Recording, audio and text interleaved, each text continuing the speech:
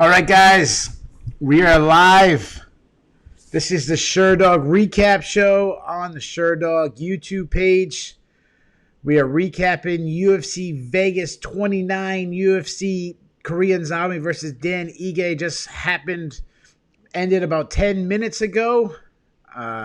We have the varsity team back again. I'm your host. My name is Keith Schill. I'm a writer for Sherdog.com. Joining me as always is my better half, the senior editor of Sherdog.com, Mr. Ben Duffy. Ben, what's going on, my man? How you doing? Hey, I'm doing really well. It was a fun little night of fights. I'm sure we're going to get into this. There wasn't a whole lot about it that screamed on paper, this is must-see TV, but it ended up being really exciting. We learned a few things. I can't wait to dig in, man. Yeah, me too. I mean, when we looked on the card, the amount of fighters that were ranked, there wasn't that many fighters ranked in the, UFC rankings, even fewer ranked in the official Sherdog rankings.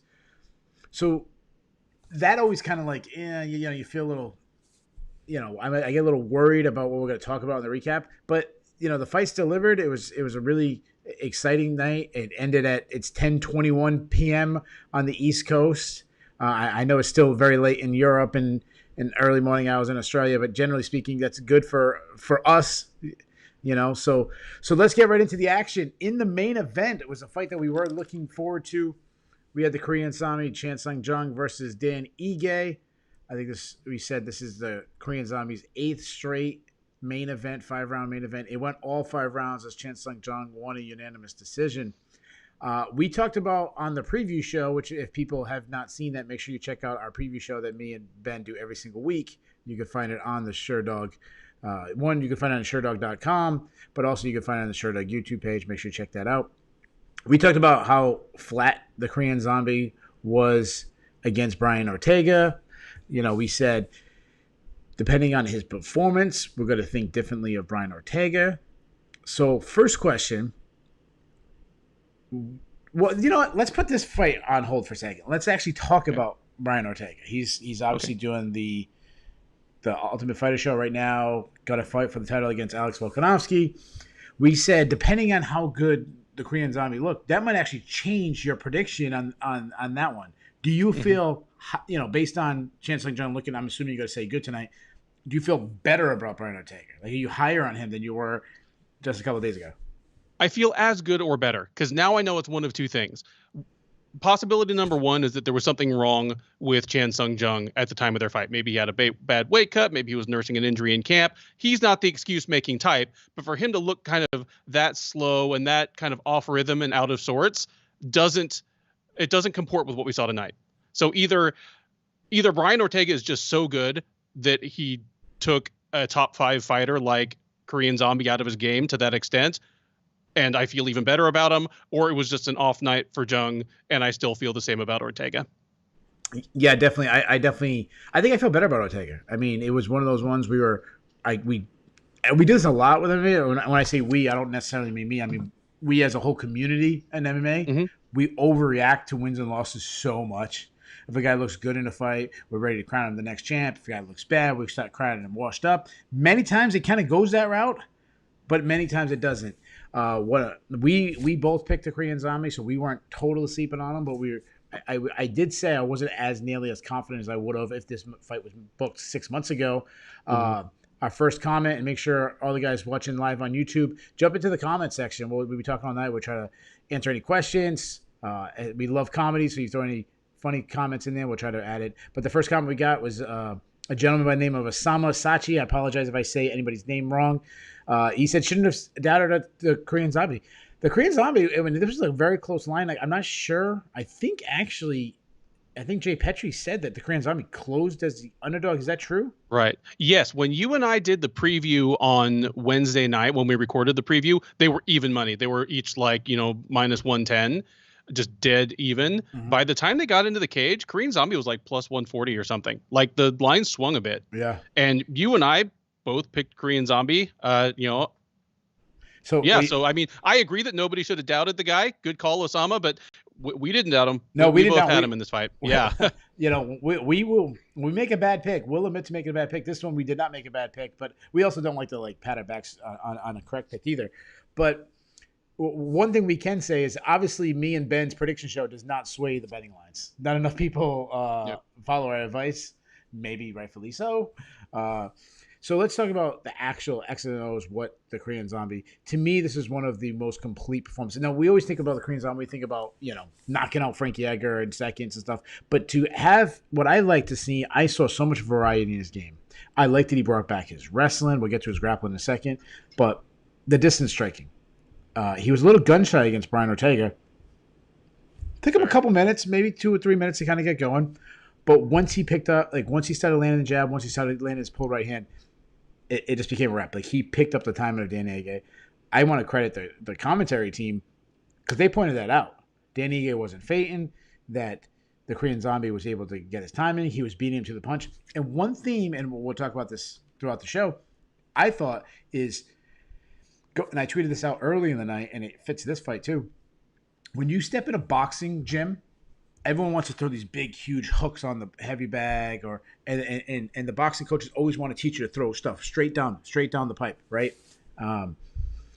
And the reason why is a straight punch will beat, generally speaking, will beat a looping punch. And I think we saw this in the fight. Dan Ige kept winding up, trying to throw huge hooks. No, it wasn't the case. He was, in this case, everything was coming down the middle from the Zombie, and he was beating him. His pull right hand was dead money. I mean, he couldn't miss. His jab couldn't miss. What did you think overall? We'll talk about. We'll separate him apart. What do you think of his striking tonight? Looked really sharp. I agree with what you said there, Ward. It took him most of a round to really start to uncork, and I was worried. I was like, oh man, is this going to be another fight like the Ortega fight? Mm-hmm. Because, and we can talk about this, but I actually scored the first round for Ige. Okay. I didn't, but okay. I was in this uncomfortable position at the end of 4 rounds where I had a 2-2, but I had 2 really close rounds for Ige and 2 really lopsided rounds for Zombie. So I was like, man, by pride rules, Korean Zombie's running away with this thing. Sure. But if Ige, has a great 5th round, all of a sudden, he's won this fight, at least on my scorecard. But yeah, once Korean Zombie, started to find his rhythm, he was outstanding and made little adjustments to the things that Ige did throughout. Because Ige got a little more sense of urgency in the later rounds. He tagged him a couple times. The poise that Jung has is just fantastic. Yeah, absolutely. I think that's another good point. I think the poise was on. His precision was on. And the other thing I think what opened up his striking was his wrestling. That he went to his wrestling early. He reminded everybody that he could wrestle. When we did the breakdown, we talked about his wrestling. We talked about his grappling. We talked about how good his wrestling and his grappling was, but that he ignored it. And I was saying, like, I really wish he'd bring it back because he just complete his game. And we saw that. And I think that's actually what happened. I think that's why very beginning of the second round, he dropped Ige. And it wasn't a devastating knockout, but he did catch him. He caught him and dropped him like the very beginning of the second round. And I think that might have been because he spent a lot of time wrestling. He started thinking about takedowns. And then, in between, 1 round he's striking, next round he's wrestling, 3rd round he's wrestling, 4th round he's striking, then he's wrestling again. It was just a complete performance. Now let's talk about the ground for a second. Dan Ige is known for his ground. When he first showed up in the UFC, he was known for, I believe he's a Brazilian Jiu-Jitsu black belt. I believe I'm almost positive he is. If not, he's very, just generally we've seen him grapple. Have we ever seen Dan Ige getting his back taken? Almost got submitted. I think it was in the 3rd round. He had to fight off a rear naked choke. Like, it was an incredible ground performance from the Korean Zombie. Incredible ground performance, and the wrestling is really what drove it because, as you said, he was able to get takedowns pretty easily. But later in the fight, when Ige started looking for takedowns, Korean Zombie's takedown defense was on point. When things went to the ground, it was typically when and in what position Jung wanted them, and that just drove everything else. But yeah, just outstanding grappling performance by him, just reminding us that when it's all said and done, he might actually be a better grappler than striker. Yeah, which is really ironic when we've seen him starching guys. Even like the fights somebody lost. Like I think about the Yair Rodriguez fight.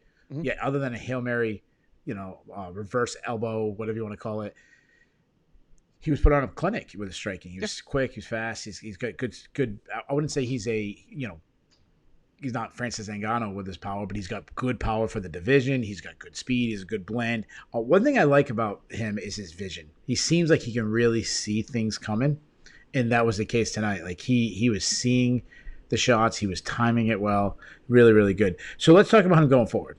So he's a guy that the UFC likes to market based on, he's very, very recognizable fighter for someone who's never, held the title. He's recognizable in the fact that everyone knows his, the Korean Zombie. He's had twister finishes. He's had all-time wars. He's headlined 8 UFCs in a row. He's the face of Korean MMA. Obviously, that's a market they want to continue to grow in.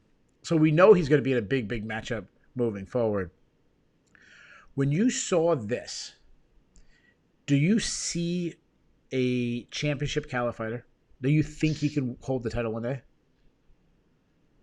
I don't know if he can hold the title one day. What this told me is that he is still prime Chan Sung Jung. Like, the questions for me coming in was 34 years old after all the wars he's been in. Is he on the downslide? Is that what we saw in the Ortega fight? Did we see kind of the beginning of the back nine? No, he looked as good as he ever has tonight. Fantastic performance. But what's ahead of him in this division are some people that have already beaten him. And then, I don't know, but I think he's earned his chance to give it a shot. I'm sure you're going to bring up what's next for him, like literally in terms of matchups. Yeah. The timing sucks because our title fight isn't going to happen until September. Yeah. But there's an argument to be made that he could sit and wait for the winner of that. Yeah. If he does anything between now and then, it's going to be a stay busy fight against a guy ranked way below him. Yeah, so it is a really weird situation because, as you mentioned, the title fight's so far away. You have Yair Rodriguez looking for an opponent a month from now. It'd be really hard to have that quick of a turnaround after just went 25 minutes. And even though he won and he dominated, I had it 4 rounds to 1.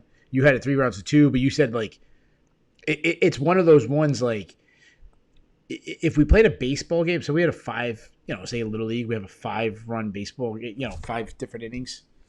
Yeah. In baseball, you count the total amount of runs scored. You don't count them. Oh, this team won the first inning. That team won. But so you're saying like, oh, this team won that inning 1-0, but the next inning it was 8-0 to the other team. Yep. And then at the end of the day, it's 13-3, and one team blows up. That's not how MMA is scored. Right. Well, not since Pride. Pride rules where they just score the fight as a whole. Yeah, Jung won this fight easily. Yeah. So, but still, he still went 25 minutes. Ige did have moments. I mean, even in the 5th round, he hurt him. So it'd be really hard for him to turn around. I don't know what travel like. I don't know if he's going to go back to South Korea. Like, I don't know what his situation is. He has a couple bad cuts. I don't think he's going to be able to turn around. Then we forgot about that. Weeks, yeah, that's another point. Early in the fight, he got cut. So the Yair Rodriguez situation is off the table. Dana White just did an interview last week. They asked him about Zabit Magomedsharipov. That he who knows what's going on with him. That he has some serious health issues. It could be a really long time if we ever see him back in the cage. Then you kind of get that next tier. So what I would like to do with him is I would put him against Max Holloway. I mean, Max Holloway's injured. I don't know how long he's out for. He had to pull out of the fight. But if he's going to be on the sidelines anyways, that's a step up in competition. It's 2 guys who's been in the division. Somehow, I believe they never fought each other, correct? The Korean Zombie wasn't on that run of Max Holloway's.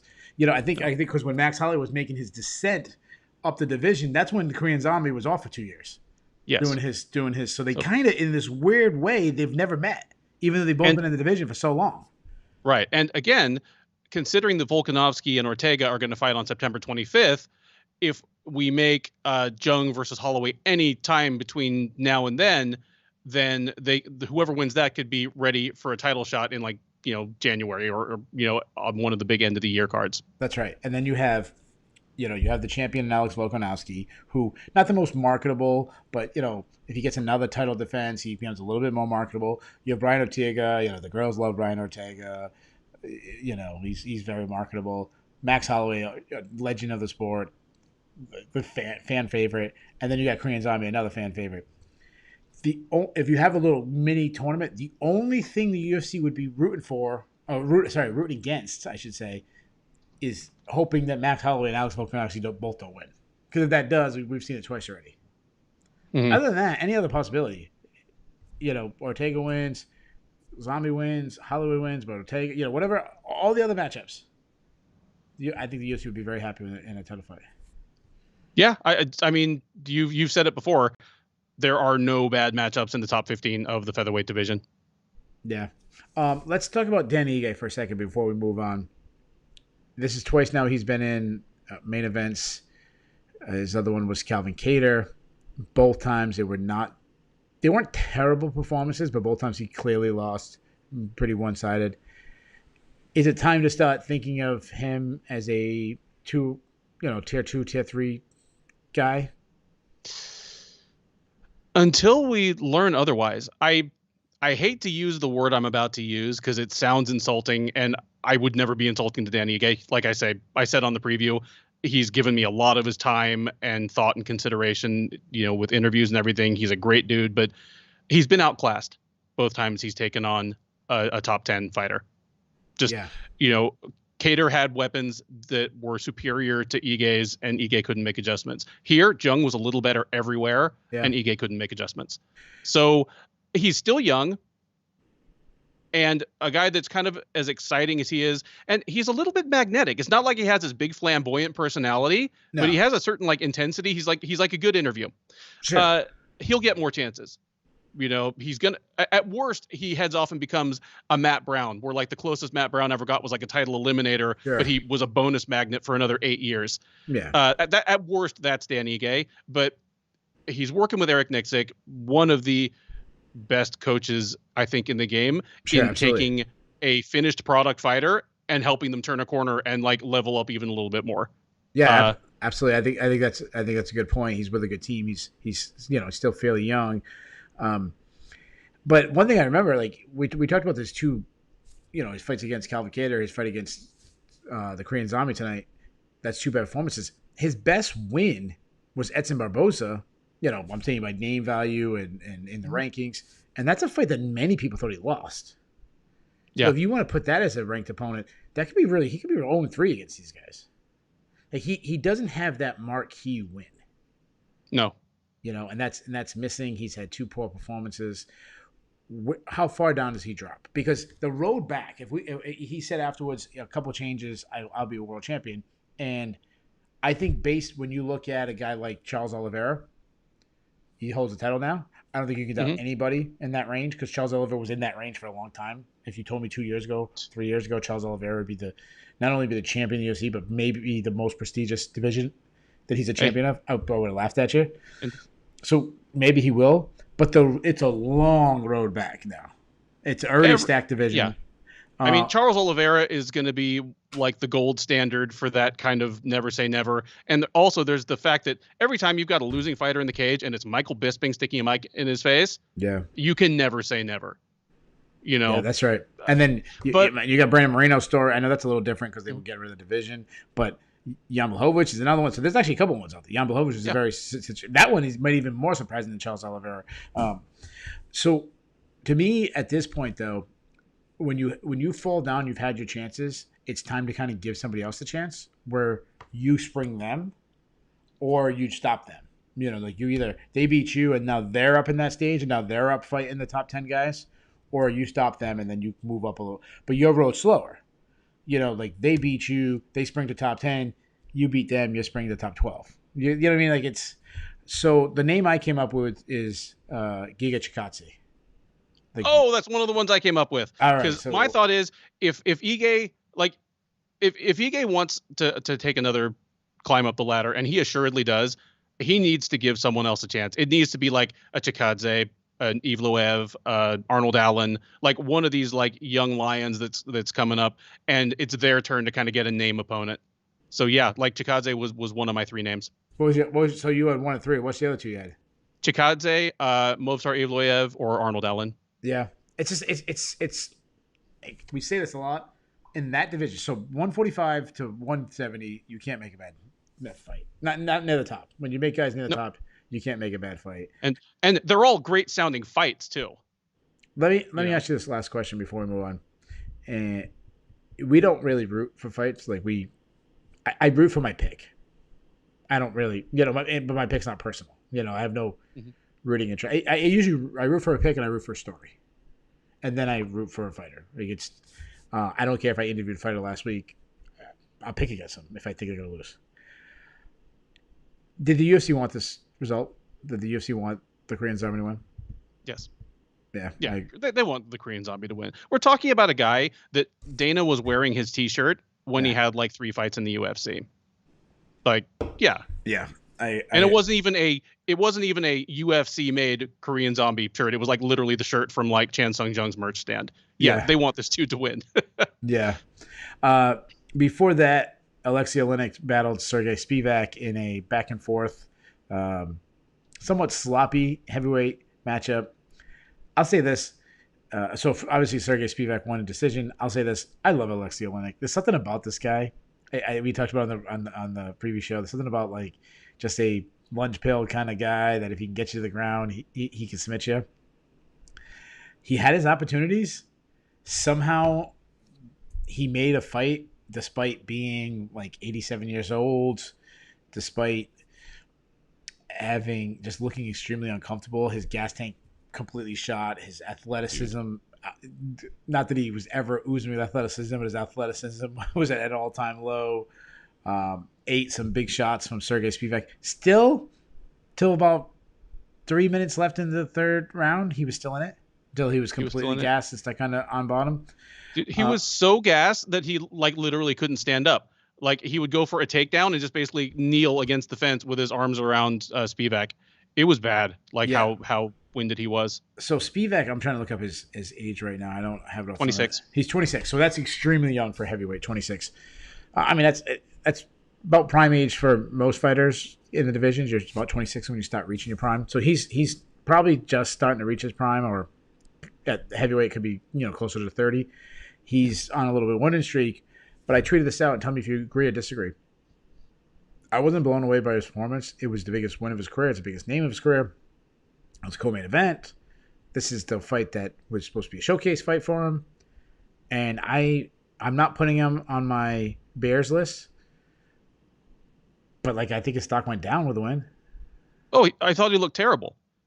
Just the fact that Oleinik was so tired in the third round that he just could barely stand, and Spivak couldn't finish that fight.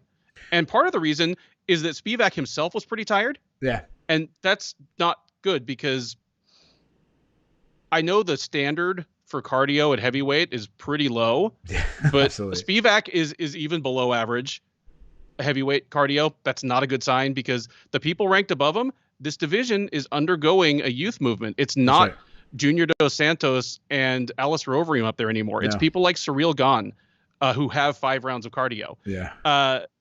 And dude, it upset. I'm getting all worked up now. He was tired despite the fact that it was not a fast-paced fight on the feet or on the ground. It was a moderately paced fight. He never pushed the pace. He never had the pace pushed on him, and nonetheless, he didn't have enough wind left to just blow over a dead man. Yeah. With 3 minutes left. And at 26 years old, this is the best cardio he's going to have. He's not going to get better as he gets old. He might develop more power. He might get more tactical. But he's not going to have better cardio than he will have at 26 years old. So we might be seeing the ceiling of his cardio right now, which is really scary. I understand how he got tired though. While I agree that it wasn't a rock'em sock'em, it wasn't the next fight Davey Grant and Marlon Vera pace, but he had to move a lot because he definitely had his right strategy. He wanted to stay away from Alexei Oleinik, didn't want to be clinched. He had to move a lot. He had to stay off the cage. When Oleinik got to him, it was kind of very heavy grappling, which naturally ties you up. So I can kind of understand why he got tired. Let me ask you this question. Do you think he'll look better against a different stylist matchup in this range? The range that Alexei Oleinik is right now, bottom 15, more probably 20 to 30 range. Will he look better? And what I'm saying is did he play it safe? If I go for a kill right now, I could get taken down. If I let my hands go a little more, I could get taken down. If I get taken down, I could lose. Let me just jab, kind of move. and just win a decision? I don't know if it was playing it safe, because here's my next complaint about Spivak, and I feel bad, like, being this hard on a guy who is coming off of, as you pointed out, probably the best win of his career. Yeah. But he now has, I think, 5-6 fights in the UFC, something like that. He's like 4-2, 3-2. I've yet to see him with any sense of urgency. I've yet to see him push hard to come back in a fight he was losing. I've yet to see him go for the kill in a fight he was winning. He just kind of stays in second gear the whole time. I think there are fighters that he, in that same kind of range, kind of the 11 through 20 range, that he will look much better against, because as much as any other fighter in that range, it really depends on who's the better wrestler. Like, I mean, he got blitzed by Walt Harris, but that's heavyweight. I mean, that's going to happen no matter who you are. You can be Cain Velasquez. Junior Dos Santos is going to put you out by hitting you behind the ear once. Sure. But generally speaking, his other loss to Martin Tybura, he was the worst wrestler, and that was the end of it. Yeah. Here, he was a good enough wrestler that, I mean, first round, we had that scene of, like, Oleinik, he had a rear waist lock, and he was just literally hanging off Spivak's butt, and Spivak's just standing there. I just think you mentioned being a worst wrestler. Like, I could imagine him going against Curtis Blades. Like, I think Curtis Blades would murder him. Curtis Blades would turn him into guacamole. Yeah, just come with the stylistic where if he's not the better wrestler, he's in big trouble. But we're going to talk about next matchups. So he is on a winning streak. So we can't ignore that. He's definitely going to face. I don't know if he's going to face better. He's not going to fight Francis Ngannou for the title or anything like that. But if you're the UFC, you have to still look at it that he's on a 3-fight winning streak. He's 26. What do you want to do next with him? I've got two possibilities. Okay. If you believe in Spivak off of that win, I give him the winner of Shamir Abdurakhimov and Chris Daukaus in a couple weeks. Okay. If you don't believe in him, then I give him the winner of Greg Hardy and Tai Tuivasa, which is, I believe, at the same event. Yeah. And I think he whoops Hardy or Tuivasa. I mean, unless he gets caught with something in 30 seconds, I think he wrestles either of those guys into the dirt. I 100% agree with that. Like, we don't make picks until we do film study, but in a vacuum pick, yeah, I agree. Like, I would probably favor Spivak right now.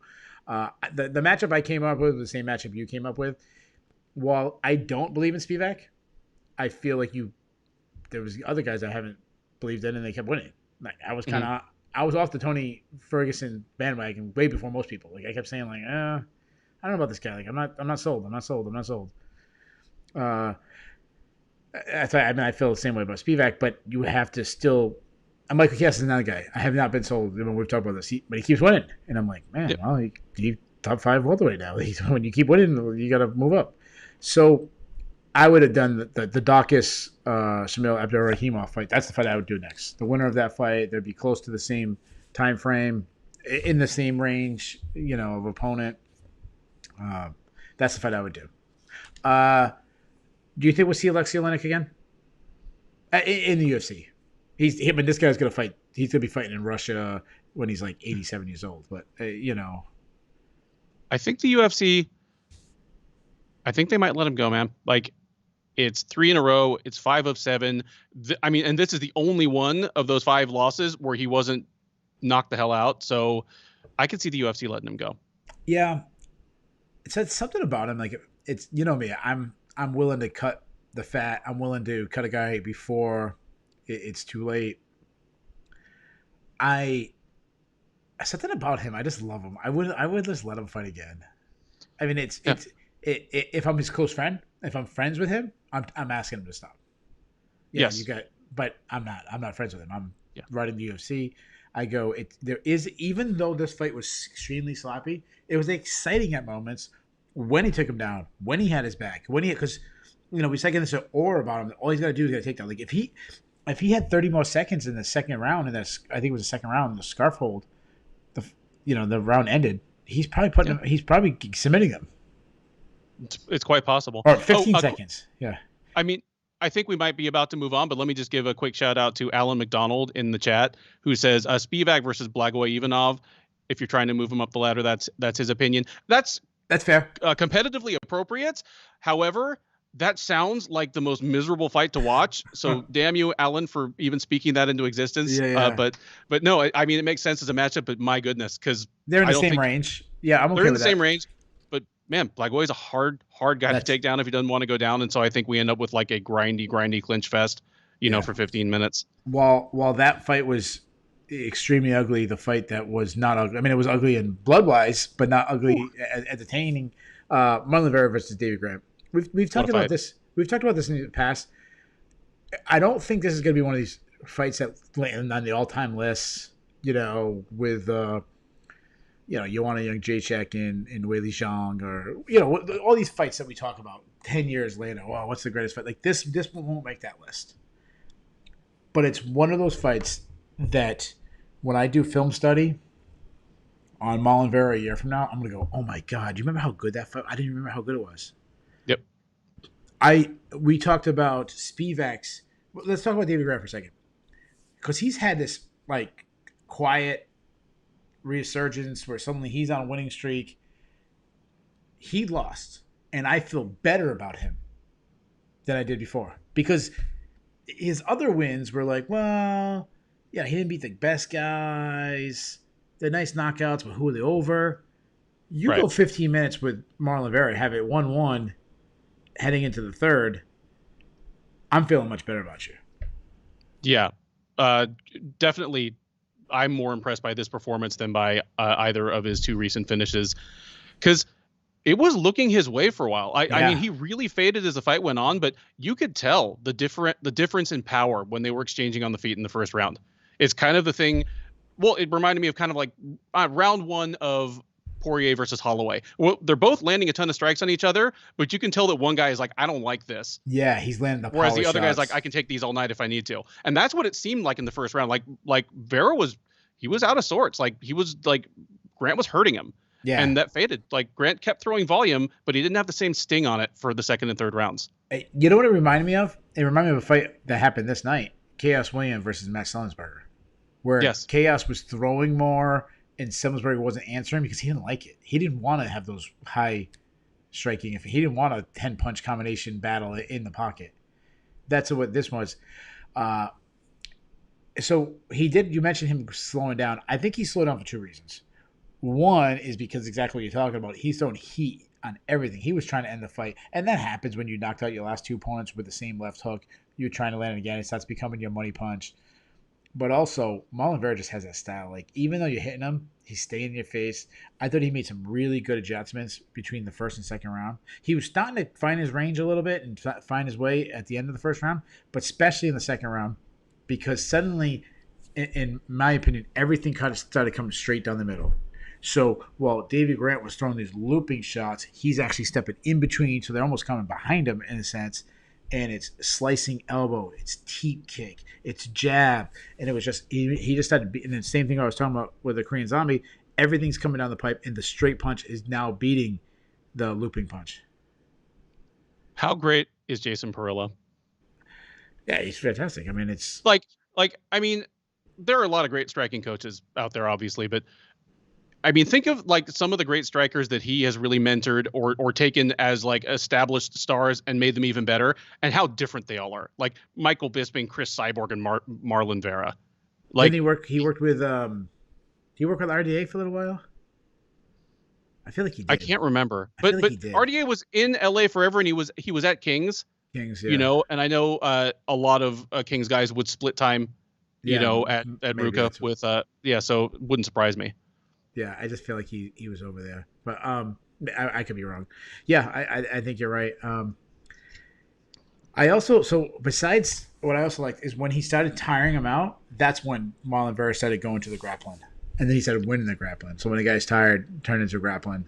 Just a really good performance from Marlon Vera. I feel about Marlon Vera the same way I feel about Dan Ige.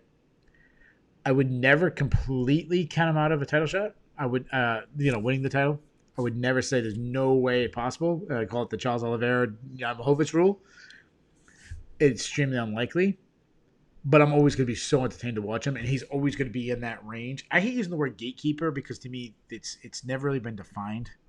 Because to me there's like different levels of gatekeepers. You know, there's the get into the UFC gatekeeper. If you beat Steven Peterson, you can fight in the UFC. Then there's Yeah. a couple up. Okay, Yeah. now you're a I title mean, challenger. Joseph Benavidez was a gatekeeper. If you count like you have to be better than me to like fight the greatest fighter of all time. Exactly. Like this certain Yeah. area, might be a level boss. He's a boss of a level, in video games. But and the slow start in the first round, that's always going to be an issue, especially if he can't completely gas a guy out, he can't overwhelm him. But he's a builder, and I love those guys because you can never count those guys out. And it's something about it that they don't just beat you; they mentally beat you. They beat you, so they mentally beat you. But I think a perfect example is this. Do you remember in the very beginning of the third round, they both started throwing some shots, and they were still landing, and there was some pretty good snaps still on Davey Grant's shots in the beginning. When I started writing Davey Grant off, I said, "Hey, this is where he starts fading, heading into the third round." Because I started seeing the second, and then all of a sudden he started snapping on his punch. I go, "Oh, maybe not. This is gonna be a hell. This is gonna be a barn burner." And then suddenly Davey Grant shot for a takedown, and Marlon Vera sprawled on him, and I felt like I physically saw him break. And that's when Marlon suddenly took his back. He spun around day one of wrestling spinners.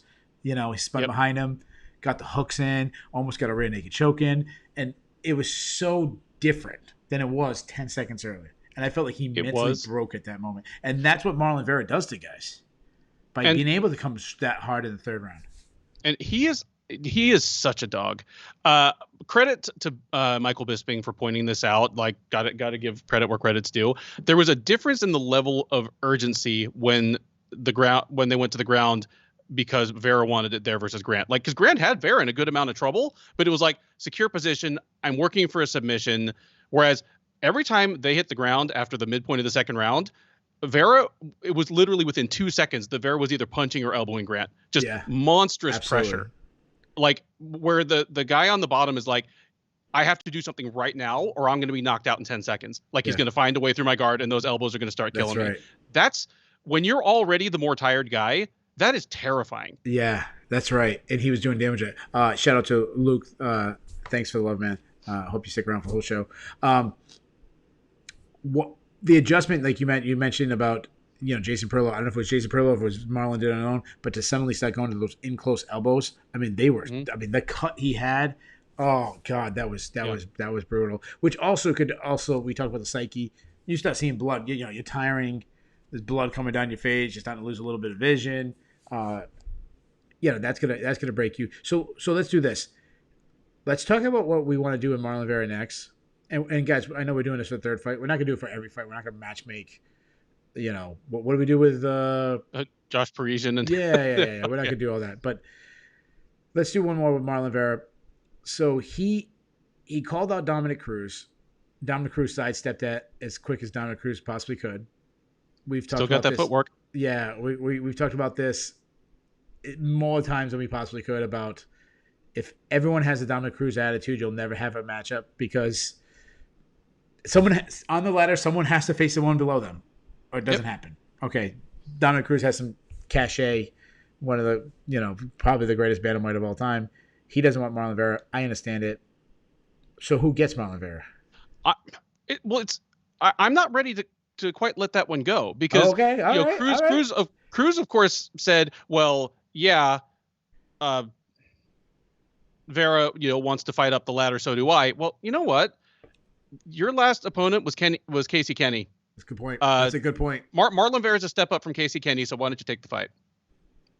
If Cruz absolutely refuses and Vera just kind of has to go back to the well one more time, it's not like he's on this super long winning streak. It might be time for him to, again, maybe just face one of those young lions, the ones I kind of mentioned for Jung as a stay busy fight would actually be a very nice head-to-head matchup.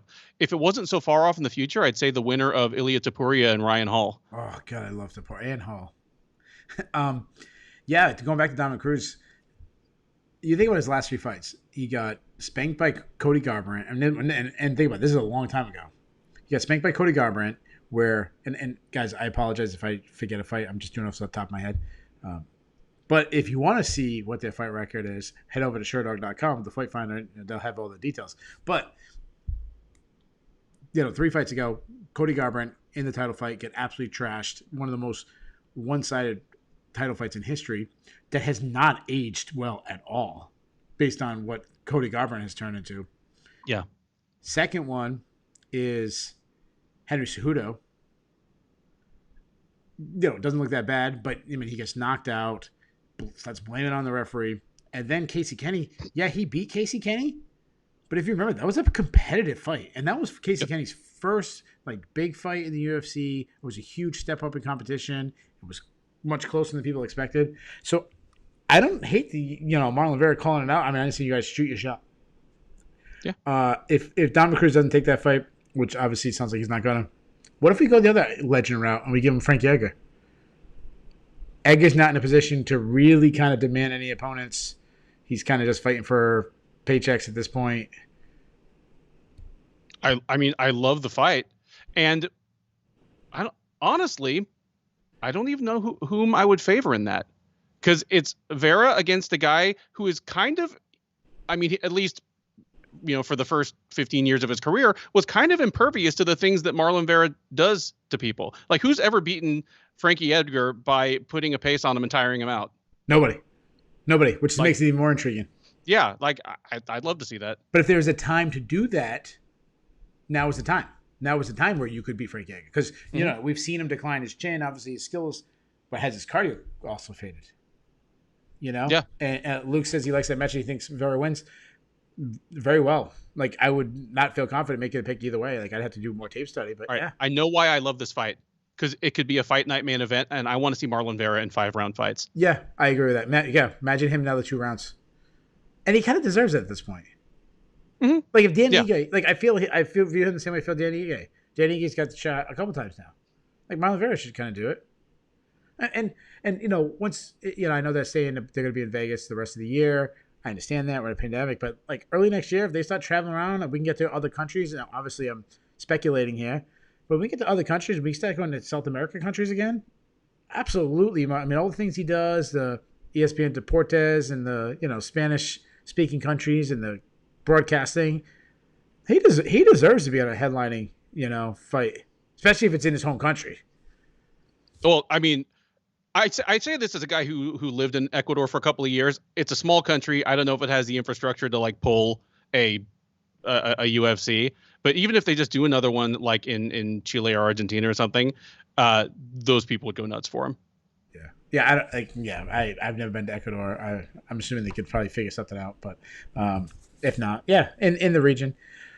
Before that, Julian Erosa took on Sung Hoo Choi. And I was big on Sung Hoo Choi heading into this one. I really like Sung Hoo Choi. And he just looks better and better every fight. This was a Mortal Kombat flawless victory where he was on from the very beginning, pillar to post performance. I'm riding the train. I don't know how far this train's going to go, but I'm on the train. I'm reaching my hand out. You going to grab the hand and jump on or what? I'm going to jump on. I'm cautiously on the train. And the only reservation I have is nothing against Choi, but even like I said on the preview, one thing about Erosa is he can be blitzed and caught early. That's right. Or he can be blitzed and caught quickly anytime. So, there are fighters who have done that same kind of thing to Erosa that are no great shakes. I think Choi probably is a future and near future at that top 10 guy. But yeah, so I'm cautiously on the train with you. I'm really excited to see what they do with him next. Yeah. No, that's a good point. He could not miss. I mean, there was snap on his punches. That's one thing we haven't seen the power necessarily recently. He was winning decisions. We saw the power. He couldn't miss. He was really, really stepping in his shots. Just really, really good performance. When you're knocking a guy out that quick, there's not much else to say. This was a shutout. It was, and it wasn't even just a one-shot thing. Like you pointed out, every single punch he landed, it was like something from a video game. There's just a new lump on Erosa's face with every single shot that landed. Yeah. There's that effortless Korean power is what I'm going to call it. Because, of course, in the main event, we saw Korean Zombie who never looks like he's winding up on things, yet just has such heavy natural hands. Kind of the same thing from Choi, I thought. And apparently, our buddy Luke made a bet on that, and he made some money. So glad he made some money. Yes. Before that, we had another big knockout, and we kind of had this is the middle of 3 big knockouts in a row. Bruno Silva versus Wellington Turman. Bruno Silva was the guy who came into the UFC, was an M1 champion. I know he had that USADA suspension, so he was out for 2 years. But he got picked up, I think he said it was his 17th knockout in his UFC debut. Ground and pound. You don't often see hard ground and pound knockout. I mean, you see the TKO where they can't block it, but the pure actually put him out knockout. Bruno Silva's power is absolute legit. Yep. I mean, but it's gonna sound crazy. Like I'm still not on the train. Like I've seen people. Some people think this guy's gonna fight for a title one day. He came with a lot of. I was watching. I was in a chat and people were talking about him, and they were like, "Oh, only 2 more fights until Bruno Silva's up." And I was like, I don't see it.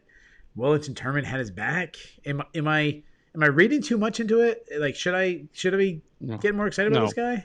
Bruno Silva might be a future title contender, but you can't make that determination based off a fight with Wellington Turman. Not only was Wellington Turman 1-2 in the UFC coming into this, but he was tailor-made for Silva to tee off on. Yes. Now, the interesting thing to me was there were 2 dynamics at play early on in the fight. One, I said on the preview, Wellington Turman came from a regional scene where he was used to being able to bully people, just basically clinch with them, throw them down, and just maul them. And he had not been able to do that at the UFC level. And then the other dynamic is Bruno Silva was an explosive athlete who's now coming off a 2-year USADA suspension. Yes, you never know what you're going to get. That's right. And early on, when Turman looked bigger and was kind of manhandling him, I'm like, oh, I see which way this is going. Yeah. It didn't stay that way.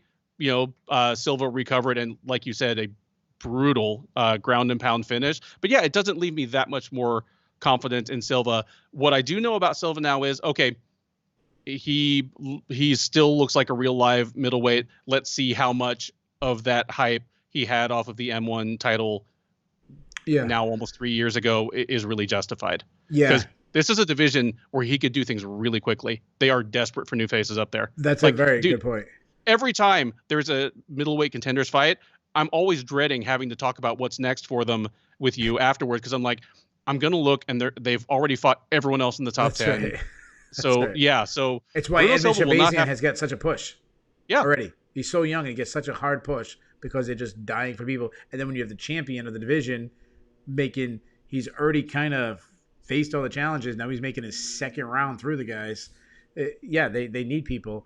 I'll say this about Silva. The questions I had about him wasn't answered. Like, I wasn't sure like how technical he is. I knew his power was legit, as Alan McDonald pointed out in the chat. He knocked out Alexander Shlemenko. He knocked out Artem Frivolo. Like, he's got good wins coming into the UFC.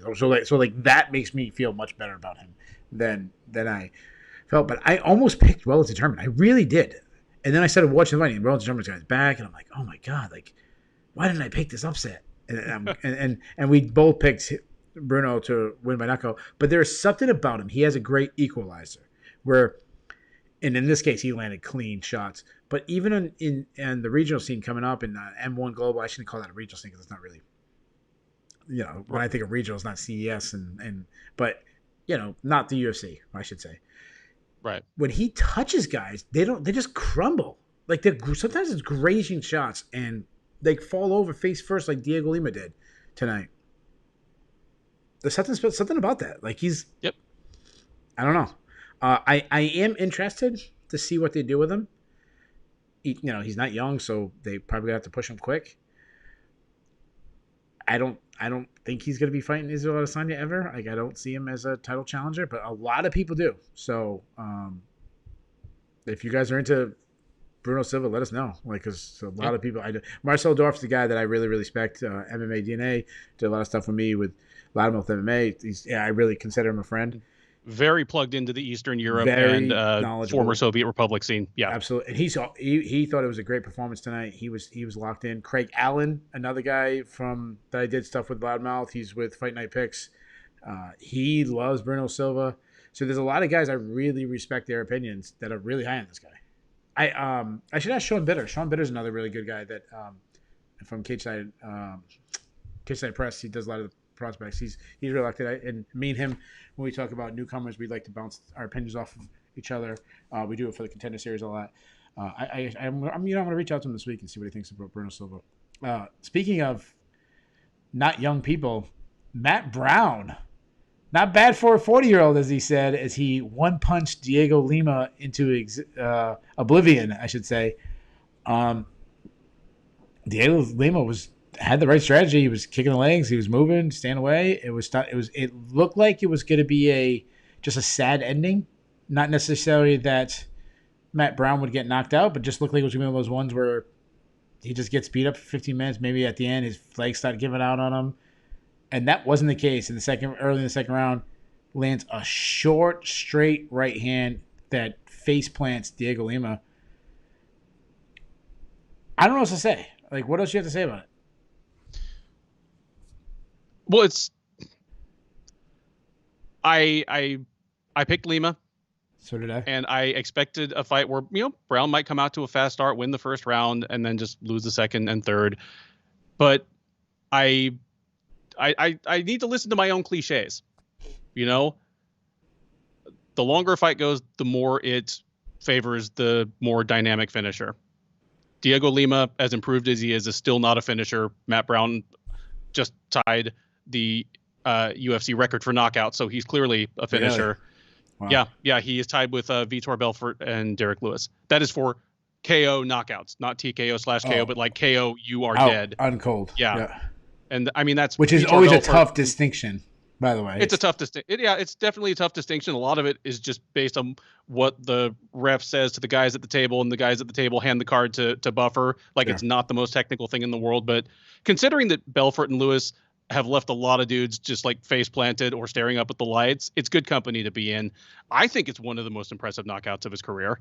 I mean, it's not the highlight reel thing of like the elbow on Diego, obviously, but we were even talking on the preview about how his sheer one punch power might be a little overrated, and apparently he hurt us because he went out and just one shotted. That's right. I think you said. I heard what you said on the preview, bitches. Yeah. I've always thought the UFC Hall of Fame, because when these guys fight, you see people tweeting out, "Hey, is Matt Brown a Hall of Famer?" I feel about the UFC Hall of Fame the same way I feel about like the WWF Hall of Fame or WWE Hall of Fame. Show my age by saying WWF. Eventually, everyone gets in. That's how I feel about the kind of. I just feel like that's how it's going to be when guys like Matt Serra are in, and guys like, especially if you're a pioneer, like Mo Smith is in the UFC Hall of Fame. I think his record in the UFC is like 3-3 or something, or whatever it is. It's not a good record. Like, I feel like Matt Brown will be one of these guys that'll be in the UFC Hall of Fame one day, and I'm like, really? But the reason why I brought this up, when they do his highlight package and they make his announcement, like, this knockout's going to be shown over and over and over again. This is going to be up there. It's almost as impressive as the Diego Sanchez one. Yeah, I mean, I don't know about the UFC Hall of Fame, but I know that I run the Sherdog Hall of Fucking Awesome, and he will be a first ballot obvious shoe-in 1 year from his last fight. Yeah. Like he, I think there are 12 fighters in there right now, and he might be the most obvious landslide candidate ever. Because, the Hall of Fucking Awesome is for fighters. They weren't perfect. They didn't win all their fights, but they just were always awesome. He's in there. He's in there with people like Drew McFedries, And the criteria for that is just if Ben likes you, you're in? Yeah. Pretty much. Yeah, I don't have a vote in that, but yeah, I would definitely vote him as just an absolute awesome person. Speaking of, you said since his last fight, should this been his last fight? It would have been storybook if he had just retired right there in the cage. It would have been like a Chris Lytle level retirement, to name another guy that's even better. In the hall. Yeah. Yeah. But he strikes me as the kind of guy who's going to fight too long. Yeah. Like, he strikes me as a guy that's going to be fighting in a co-main event on a boxing match that Anderson Silva's gonna be headlining. It's like I just, you know, like it's gonna be sad. I see him fighting bare knuckle boxing Oh, Jesus. or being the prize acquisition of Bellator. Or, I don't know. Suddenly he wants to kickbox, or I don't know. Just which is funny that we're saying this because this is a guy who actually did retire for a little bit before coming back. I would have liked this. I would have liked if this was his last fight. That says it's not. So, what do we do with him? I don't want to see him against any more contenders. Okay. And I don't want to see him against any more like serious blue chip prospects. I don't need to see another Miguel Baeza fight. I want to see him against his peers, guys that are still action fighters. They either are already on the downslope like he is, or they probably aren't going to top out at the top 10. Don't laugh at me when I say this. But I know exactly what you're going to say. I knew it. I knew you were going to say it. He's going if I'm not allowed to nominate friends, then someone like Court McGee or Lyman Good. Yeah. Like Court McGee is still winning some fights here and there.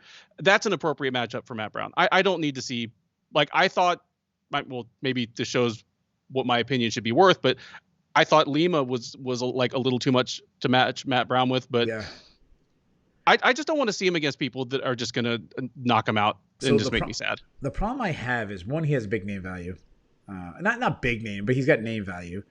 Mm-hmm. But also, when you have a knockout like this, it gets people more excited. Right. And there isn't those legend. And I'm throwing legend because I hate people calling everyone a legend, but the guys that your Diego Sanchez is, your Carlos Condits. He's faced all them. There's nobody else in Darnell Cerrone. Yeah, but he's faced them all. None of them are really around anymore. Like, I guess you could throw Robbie Lawler, but he's already fought Robbie Lawler. Yeah. I mean, yeah. Yeah. So then, it's, to me, those matchups that you're talking about, the Alex Moranos, the Diego Limas, that tier, the guys that don't have the name value, but they're just tough guys. Mm-hmm. The UFC really doesn't benefit from it. So then you have like two other. You have the guy who might be on a decline. Can he beat Matt Brown to show he's still, or the blue chip prospect? I like doing the blue chip prospect. He kind of already did that with Miguel Baeza. So I'll go the other route and kind of go with another guy who's similar to Matt Brown, like kind of was viewed as a contender, lost some matches. I was thinking Gunnar Nelson. I like that just fine. Gunnar Nelson's fine. I would favor Gunnar. I would favor him pretty big, but they kind of in the same realm where they've had success. They've lost recently. But Gunnar wouldn't knock 15 IQ points off of him. Yeah. Even if Gunnar wins, it'll either be like a weird point karate battle or he'll just choke him out. Yeah, Alan's going for the Carlos Condit when we just saw that one. I mean, I know he's not saying Carlos Condit; he's saying matchups like that. But to me, I don't think there's anyone's left. I mean, there probably is. There's someone, if we went through the roster, you find. I mean, all right, if Thiago Alves was still around, that's the guy who fought for the title one day, has a little bit of name. Yeah, you want to do Thiago Alves, something like that. But he's not around anymore. But is there anybody like that still around? No, I mean, you want to give him someone like Nico Price or Brian Barberena? Like, I don't know. Yeah, I thought about Nico Price and Michelle Bejes, the winner. It's kind of like, how fun would Matt Brown be against one of those guys? But then, man, Nico Price would hurt Matt Brown bad, and Michelle Bejes would probably like hurt him with a spinning capoeira kick. Yeah. I don't know, or somehow Matt Brown will win because I don't know. Diego Vera did a backflip into the stance, and I don't know. But that was the main card. Let's move on to the prelims. We'll blitz through the prelims a little quicker. You got to obviously help me with the pronunciation of this one. But Alexei Kamar versus Nick Negumereanu. Negumereanu. Mariano. I'm sorry. I knew I screwed that one up. The Sherdog Pick'em League, unanimously wrong on this one. This was the only unanimous pick among the whole Sherdog staff. Like, all of us went for Kamar. We were all wrong. We all need to be ashamed of ourselves, learn our lesson. The lesson I learned is that Alexei Kamar is not a light heavyweight.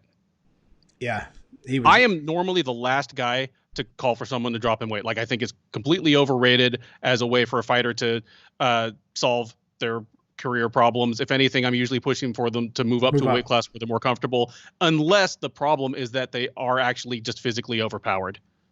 Yeah, that was the difference. He was probably the cleaner boxer, but I'm going to call him Nick. Nick was walking through his punches. He was landing the hardest shots. It was a slugfest. Like this looked like it was gonna be fight of the night. I don't know. Do we have our awards yet?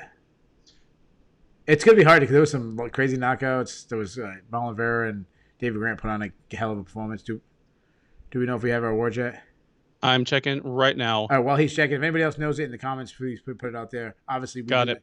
Obviously, Okay. Go ahead. Fight of the night, Vera versus Grant. Yep. No question there. Performance of the night, Matt Brown. Yep. Performance of the night, Sung Woo Choi. Okay. So that means Bruno Silva didn't get a bonus. That means Ricky Glenn didn't get a bonus.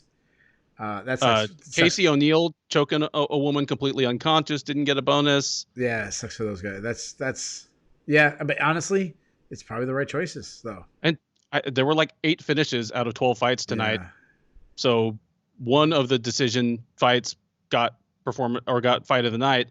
So basically, there were going to be a whole lot of people that got finishes tonight and didn't get a bonus. Yeah. How quick did Ricky Glenn put out Joaquim Silva? Joaquim Silva? Yeah. 37 seconds. Imagine not getting a knockout. You've been out for 2.5 years, 30 major surgeries from hip, 37 seconds. You put out Joaquim Silva, and you don't get a bonus. That must be that. You know what? Be even more frustrating if you get a knockout late, like the other guys, Bruno Silva. You've seen people get knockouts. You know it's going to be tough. But imagine being the guy who could get a knockout and just sit there and watch. Oh man, that guy's getting more, and just slowly see yourself losing the 50. Because you know when he got the knockout, he's celebrating. They're probably like his teammates saying 50 G's, buddy, you know, and oh yeah, and then to see it just walk out the door. That must be tough. We'll get to that fight. Well, back to Nega Marano. He fought Sapavek Safarov his last fight.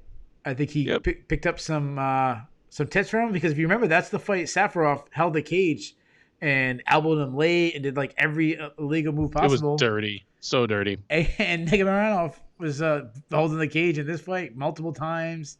In a fight he was winning, he probably didn't need to do it. I think of every single foul in MMA, I think grabbing the cage is the one I think is worse. And not the worst, like obviously knee to a downed opponent, you know, those are change the fight, stop it. But I mean like the ones we get a lot, the eye poke, the groin strike, the grabbing the cage. And what I mean by that is, I can't remember which fight it was. I think it was probably this fight. Opponent shoots on the hips and he's driving to get a takedown and the guy grabs the cage. And they stopped. They broke. They said, hey, don't grab the cage when they broke. And I'm like, that legit stops a takedown. That could change a whole round. Mm-hmm. Like, you get a takedown. It makes you wonder if it, like, after one warning, they not only deduct a point, but, like, start you on your back with, like, exactly the guy in your guard. Because if I'm facing somebody, if I'm facing Alexei Olenek, a Ryan Hall, insert David Maya, Kron Gracie, whoever, like someone, if they take me down, the fight's probably over. I'm going to grab the cage. Yeah, take a point from me. Because if I don't grab the cage, I'm going to lose. Yeah. I'll take my chance of getting a knockout.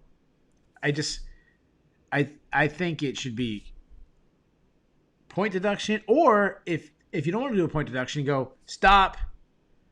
I'm thinking he's taking you down. We're starting with you on the ground in this position. Now that gets really crazy, but something has to be done, right? Yeah, I mean, Luke in the chat is saying he's never seen so many fence grabs go unpunished. I don't know, man. Like, I agree this was a bad night, but if you know that you can do it 3 times before they take a point away, why would you not do so? You know what I mean? The only fight I saw that was worse, and I'll die on this hill because no one ever brings it up. Just 2 people on planet Earth brings this up. It's me and Matt Lindland. When and you know exactly which fight I'm going for, and this is not grabbing a cage, but this is grabbing rope. When Fedor Emelianenko was the heavyweight champion in the world, he was the guy. He was the pound for pound king. I mean, we remember the days where we used to debate Pride versus, you know, UFC, and Fedor was the king and Fedor's the greatest. He fought Matt Lindland, a middleweight, moved all the way up to heavyweight in I believe it was Bodog. And they fought, and Matt Lindland, you know, Olympic silver medalist, he's going to want to take it to the ground. He wants to be on top. I still don't think he was going to beat Fedor, but, you know, you don't want to hurt his chances. He had double underhooks. He was taking him down, and Fedor literally puts his hand all the way over the ropes and holds it, and like is continuing to hold it, and like the referee's hitting it, like oh let go, but he's not really holding it, and Matt's doing everything to try to get to the ground while Fedor's holding it, and then finally Matt, like I don't know what he does, he goes for like a gun wrench suplex to try to get him, and Fedor holds the ropes as he's going down, which helped him land on top instead of going all the way through, and then when Fedor's on top, forget it. That one, I will die on that hill. I'm not saying Matt Lindland would have beat him, but he would have got a takedown. He would have took down Fedor. Probably would have got armbarred 30 seconds later. Or actually, if it's Matt Lindland, he probably would have got armbarred twice. Like he'd probably fake tap, and then you'd have to restart it and then get tapped again. I didn't tap. But before that, Verna Jandiroba versus Kanako Murata. Let's put the arm thing to the side for a second because I'm sure we'll talk about that. This is the one fight. Like I don't think they would have. Ben's got props. Ben's got props. I don't think so obviously the arm stopped the fight. I don't think it would have been much different if the arm broke or not because I feel like Verna Jandiroba had the worst stylistic matchup for her going against Mackenzie Dern in the last fight to the best stylistic matchup against Kanako Murata where you beat Verna Jandiroba, you stop her takedowns, you beat her up on the feet. When you have someone who's worse on the feet than you, and then if they take you down, you're probably going to submit them because they're not an experienced grappler. Like they're experienced judoka, they're a great wrestler, but actual jiu-jitsu, I feel this was the best match. And, and that girl's undersized and you're very big for the weight class. I think it was a perfect stylist matchup. Obviously, you break a girl's arm, dislocate their arm. That's a legit win. You deserve it. But sometimes you're always like, if she turned this way, that I think this would have turned into 15 minutes of Jandiroba dominating her anyways, regardless. Yep. That said, how insanely tough is Murata for a round and a half with a broken arm? This wasn't Jamal Hill fighting 10 seconds with a broken arm. She fought a round and a half with a broken arm. No, she couldn't extend or raise her arm, but she was still trying to block strikes with that arm. Yeah, that's like professional fighters are cut from a different cloth than me. And I know that you have, that like you have actual professional MMA experience, but even in your case, like these people that like do this, because dude, I look down and I see my arm like that. My evening and my week are over. Listen, my level of toughness has gone away. I went camping this past weekend, this couple days, not the weekend because obviously we're still in the weekend, but Thursday, Friday, and I came back this morning. And I'm throwing firewood in, and I got a splinter in my finger, so it was in there for a while because it was nighttime. I couldn't really see it, so I slept on it all night. When you get the splinter and you get red around it, it gets a little infected, and it's kind of sensitive to touch. Well, I got the old Gerber out, and I'm taking the little knife and I'm pulling up my skin, and then I'm taking the pliers, trying to pull the. And I was the biggest baby. Like afterwards, like that kind of hurts. Yeah. Don't ever compare me to these people. No, because you could tell that what's going through Murata's mind is, maybe I can make it so the ref doesn't notice this and I can figure some way to win this fight. Yeah. Like there was no question in her mind of quit. And you can tell because she just completely went to pieces as soon as they stopped the fight. She just started sobbing. Yeah, she started crying. Not that I had my arm broke. She started crying because, oh my God, I just lost this fight. Her plan was, I can't wrestle anymore, really. I'm hoping that I can just swing her overhand right and catch her. That was her plan. I'm going to land one big punch and maybe I knock her out. Man, I'm a fan of hers now. Just the toughness she showed is absolutely insane. Yes. If this was another sport, they would talk about this for 30 years. MMA, we won't talk about this for 30 days. Like we'll forget about this. If I don't know, let me think of I don't want to say Tom Brady's, everyone knows I love him, but if Rob Gronkowski broke his arm and played, a season and a half, we'll say a season and a half, with a broken arm, or played 5 games with a broken arm, played the entire playoffs or something with a broke one arm, he was playing one-handed, blocking with one arm, going off passes with one arm, we'd be talking about that for 30 freaking years. Oh yeah. But with fighters, it's almost expected. Yeah. And think about this. We're talking, it's not expected for a 250-pound grown man, elite athlete, but it's expected for a 115-pound woman. Yep. They're tougher than we are. Who's getting paid 30th? Not even, I don't know, like not even. I don't know what she's getting paid peanuts compared to these guys. Yep. That's a whole another story. We don't want to go down there. Before that, a fight that not often do you have a fight where you're like, wow, this is going to be heat that actually lives up to it. This one actually lives up to it. Kaylan Chaos William versus Matt Semmelsberger. Really, really fun. And you want two guys to throw heat. These guys just threw heat. They did. I'm glad because it makes me think that, okay, Chaos Williams is a guy that's going to have some staying power in the UFC. Like, obviously, the 30-second knockouts were never going to be a sustainable thing, but he's not Houston Alexander, where once people figure that out, he's going to wash out of the UFC in short order. Like Chaos Williams, he'll beat you in a 15-minute kickboxing match if he needs to. Absolutely. Like, he doesn't need to knock out in 30 seconds. He looked great tonight. Yeah, I agree. I thought Semmelsberger looked okay. I thought his hands looked much better than I expected. The one thing I'll say this is I thought Chaos Williams put himself in a position to win a decision while Semmelsberger didn't. But I felt like they were pretty equal when they exchanged. And what I mean by that is they both were throwing to knock each other out with every single punch. Like, it was 100% on every punch. There was no touching. There was no, wait for an opening. It was, I'm going to throw hard, and I hope I land.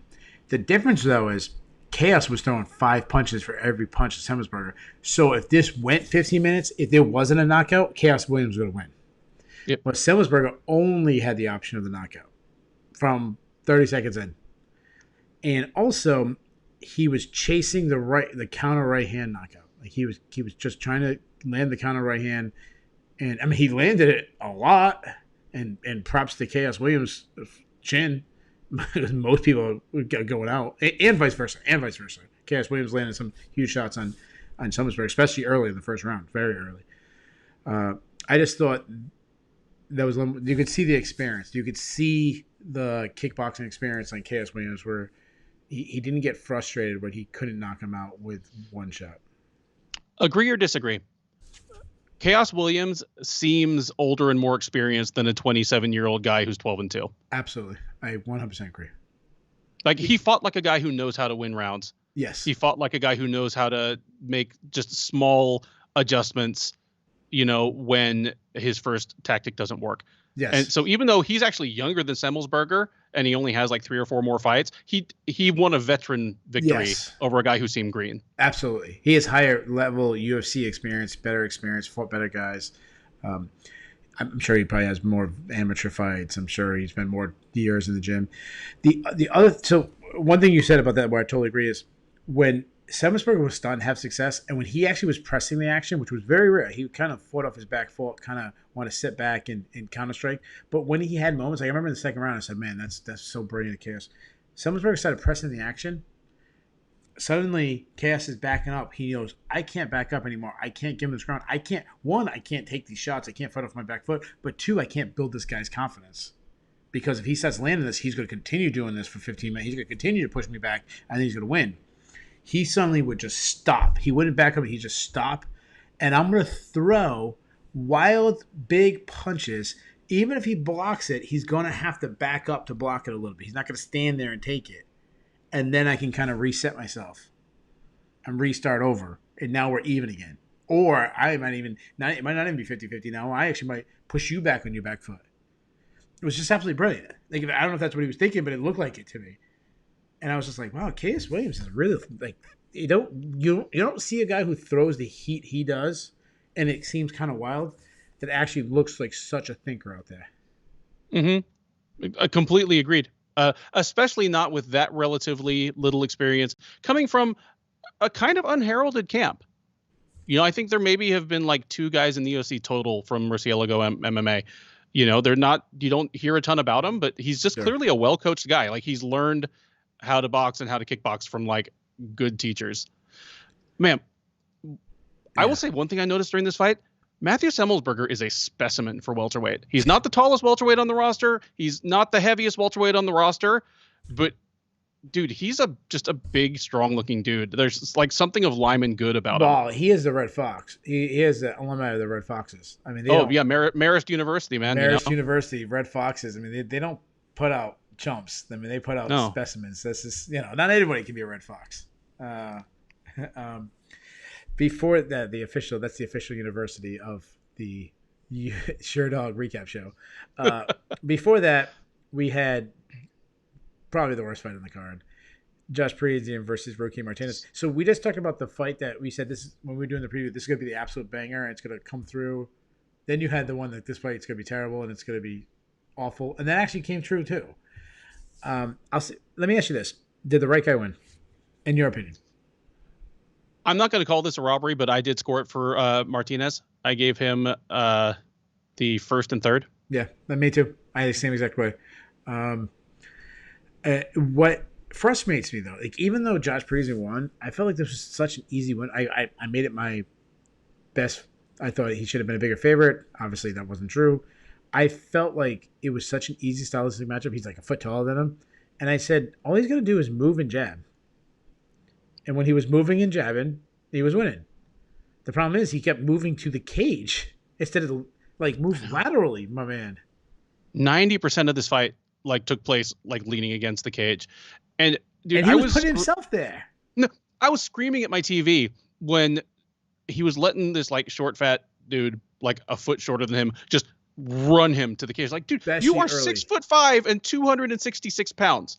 Especially early. How is this guy just getting under your center of gravity like a little sumo and just I wanted him to watch Tim Sylvia versus Jeff Munson when Tim Sylvia, was a heavyweight champion of the world.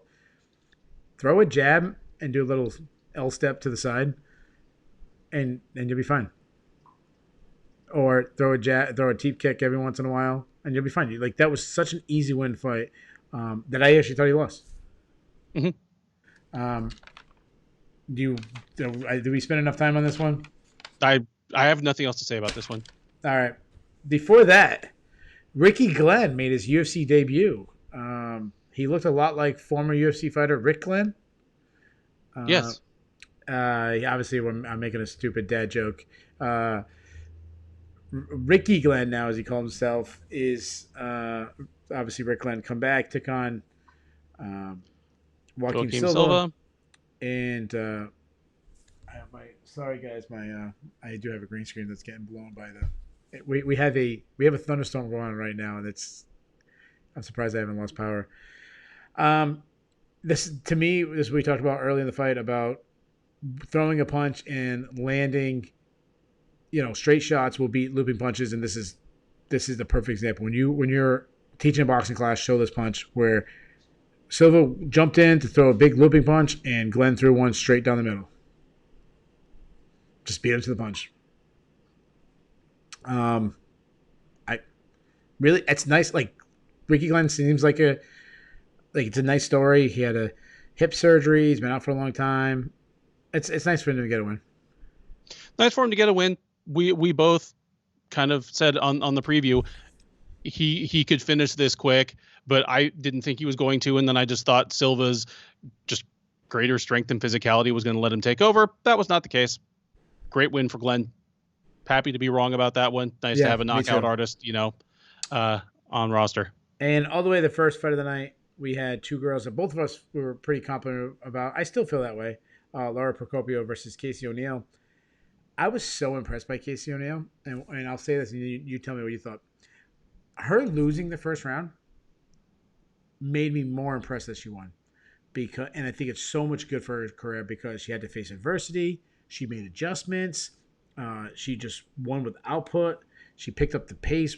She started grappling when she was trying to avoid the grappling early. When she saw Procopio getting tired, she's like, all right, now I can put her on her back. Takes her down. Actually gets some back takes. Locks in the rear naked choke. This girl's only 23. I think they're saying she spent some time with Extreme Couture for this camp, so she's kind of bouncing around to good teams.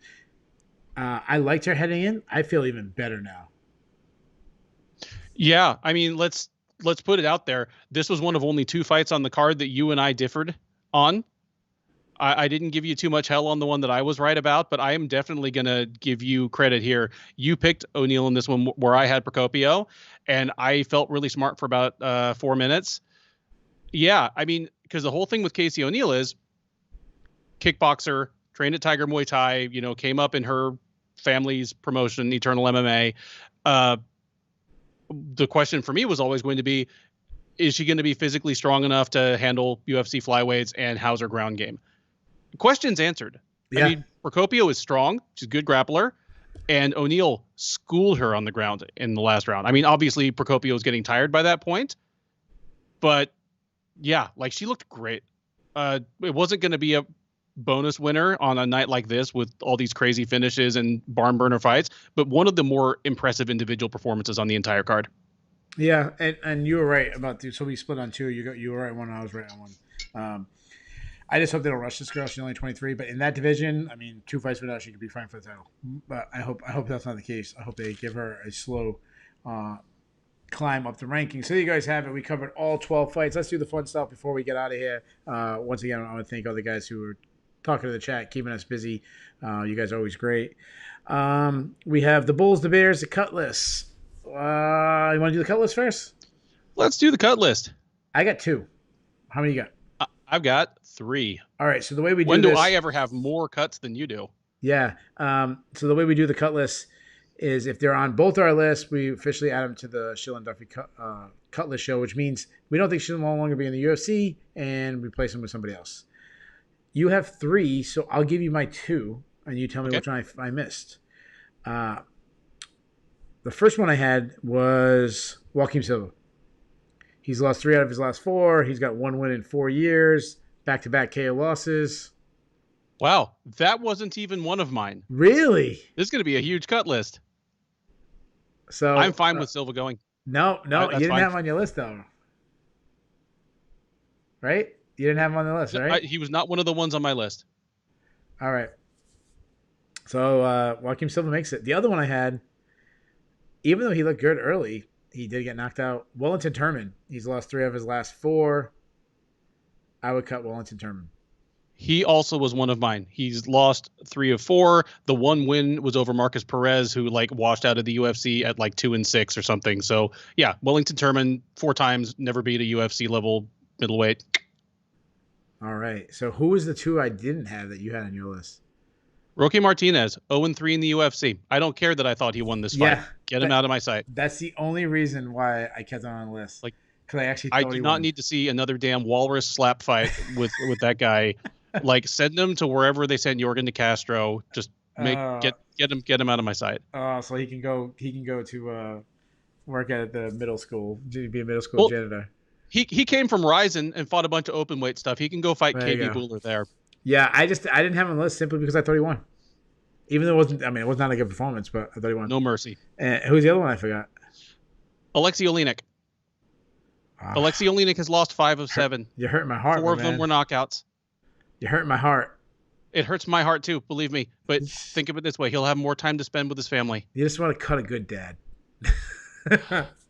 It hurts my heart, but you know what will hurt my heart worse is if I see him in there against I don't know, Alexander Romanov or something, just getting his block knocked off 5 months from now. Yeah. Can we just find him some guy who's terrible on the ground? Just get one. This be a retirement fight. And when we say retirement, we mean your UFC retirement fight because you'll still fight in Russia and stuff. But find, I don't know, Tank Abbott for him to beat or something. They already gave him Walt Harris. Yeah. They gave him the worst guy on the ground in the UFC. All right. Let's do the Bulls and the Bears. That was all of them, right? That was all of them, right? That was all of them. Okay, so let's go to the Bulls and the Bears, guys. If you're not familiar with the Bulls and Bears list, this is our basically our stock market one, and a stock is going up. It is a bull market or a bull stock. When it's going down, it's a bear market or a bear stock. We do it hockey style. I just go 3, 2, 1. Let's do. Want to do the Bulls first? Want to stay positive? Let's go. Let's stay positive. All right, I'll go first. My number 3. Ricky Glenn. And what I mean by this, he's been out for a long time, never known for his punching power. It comes back, gets a first-round knockout. That's the way you return to UFC after a long layoff. Shout out to Bass who suggested Olenek versus Maurice Greene. That actually is that's the right opponent if you're looking for an easy win for Olenek. My number 2 riser, Scotland MMA. They went again 2 weeks in a row. Now I know Casey O'Neill trains in Australia and this and that, and I know the chat was talking about why I wasn't mentioning Scotland MMA because I was saving it for the Bulls as 2 weeks in a row Scotland MMA gets a win. But my number one, it's staying with the country theme, Korean MMA. Korean MMA went 2-0 tonight. Two really good performances. I'm Sung Hoo Choi is a guy that I really like moving forward. Obviously, the Korean Zombie in the main event. Chan Sung Jung. It's time to build a little something in Korea. So that's my Bulls. What is your Bulls? Oh, I'll just kind of swerve around yours. Number 3, Casey O'Neill, for the reasons I said. She answered all the questions I had about her. I'm not saying stamp her a title contender now, but just the gate to entry. Like, is she going to stick around the UFC questions? Answered. Can't wait to see her next fight. Number 2, Marlon Vera. Dude, you came back from adversity, showed like what a difference there is in his game versus Davey Grant since the first time they fought. I mean, I love that the UFC booth pointed out that since the first fight, Davey Grant has 4 fights in the UFC and Vera has 13. It makes a difference. It does make a difference. Number one, Chan Sung Jung. There is a short list of people that are always up for a title shot as soon as the UFC can possibly justify it. He's not quite Conor McGregor in that regard, but of people who are not former champs themselves, he's on the short list. All he had to do was win the fight you're supposed to win. He won this one. He looked great in it. Again, answered a lot of my questions about him. Okay, he's not fading. Just Ortega was the better man that night. And he might be on track for a title shot himself within the next year. All right, let's move over to the Bears. So this is the list you don't want to be on. I'll let Ben go first this time. I'll tell you this. I have 3 and a bonus one. Ooh, well, you'll see. That's fancy. All right. What's your... Okay. Bears.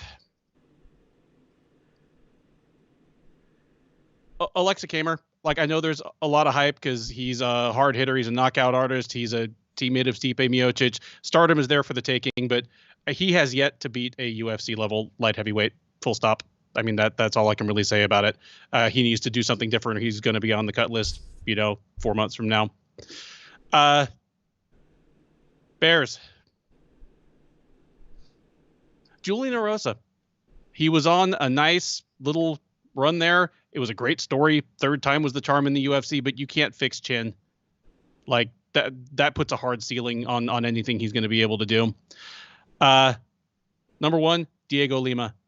Dude, yeah. This coulda, shoulda, woulda been the best name, at least, on his resume. Yeah. He himself, I mean, he's not Erosa, but he's a turnaround story himself. A guy who washed out was it was a joke, like how much worse he was than Douglas Lima, and came back and actually looked kind of good, beat some good people. We picked him. I'm happy to be wrong because it's always nice to see Matt Brown do Matt Brown stuff. Yeah. But bad night for Diego Lima. Yeah. I agree with all of them. I'll go to my Bears. Like I said, I have 3 and I have a bonus one. My number 3, Mike Beltran. Listen, my man, you got to, you're a very good referee. You get complimented, but man, there was no excuse for not taking a point after you won the guy. Like, you won the guy 100 times. You got to take a point.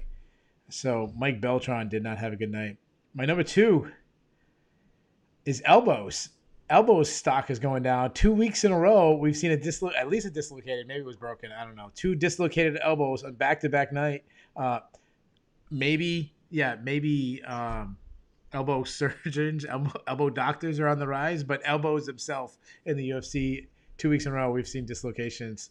And my number 1 is similar to your number 1, but I'm not just saying Diego. I'm putting the whole Lima family in there, as the Lima brothers have lost. They both took a loss in the last 8 days. Obviously, Diego Lima was knocked out cold tonight, but Douglas Lima lost his Bellator title just 8 days ago. So not a good month for the Lima brothers. So they're stock runners. But my bonus one, whose stock went down, my wife's going to be really mad when I say this, is Jesus. Jesus did not have a good night. And what I mean by that, Jesus was in attendance. I don't know if you guys saw this, but Jesus was in attendance for the fights. and wasn't even recognized by John Anik. He got ghosted for some WNBA girl. I mean, I don't. What is a Lord and Savior getting less recognition than some WNBA girl? Behold, I sit by the cage and knock. Like, dude, you got to open the door. Man, you get all the celebrities. You get like Red Hot Chili Peppers and like I don't know Arizona Cardinals and all this stuff, but Jesus doesn't get any love. Man, Jesus stock has hit an all-time low. And guys, obviously, if you're really religious, I'm just joking. I'm actually a Christian myself, so I'm just making a joke. It wasn't really Jesus; it was some guy dressed as Jesus. Let's get to the overall grade of the card. What would you give the grade? I'll give it a B plus.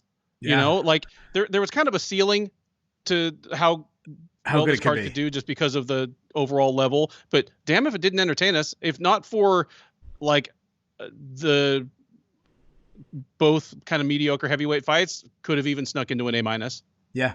Yeah, I put it at B plus too. That's what I had it, just because when you have that many knockouts, a war with Vera in it. But like you said, you only can get so high based on. I mean, it's really high to get A plus without being a pay per view, without having ranking changes and stuff. But overall, and it also didn't give us too much to talk about. But overall, it was a good night, and it's a really good night because it's only 11:51 and we're ending the show. So I want to say thank you to all the people that watched us live, all the people in the chat. A couple guys are really keeping it going. Bass, as always. Alan was very active. Luke Wilson was very active. So thank you guys for keeping it chatting with us, making fun. There's other guys in there too. I apologize if I missed anybody's names, but those three guys were really active. Guys, we'll be back next week. We got a breakdown show. We'll do the recap show. We'll do it all again. Continue to tell your friends. Guys, we want more people chatting here, so make sure, me and Ben don't do this, but make sure you like it, share it, subscribe, do all that stuff that helps us boost the SEO scores or helps us people get suggestions and see us, and we continue to make this grow. And then both me and Ben can get big raises. And there you have it, guys. We'll see you next time. See you next time.